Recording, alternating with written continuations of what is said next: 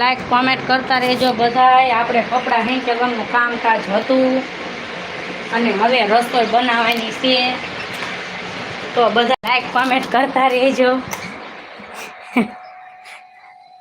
જય હિન્દ, જય ભારત। જોવો હવે આપણે મગની દાળ બનાવવાની છે, એટલે બધા લાઈક કોમેન્ટ કરતા રહેજો।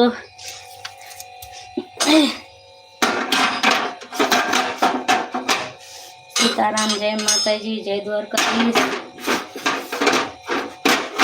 હર હર મહાદેવ, હર હર મહાદેવ, હર હર મહાદેવ।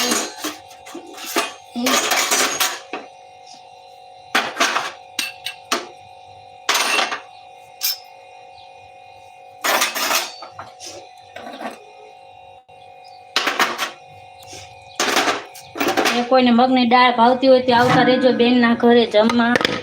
મગની દાળ ને રોટલી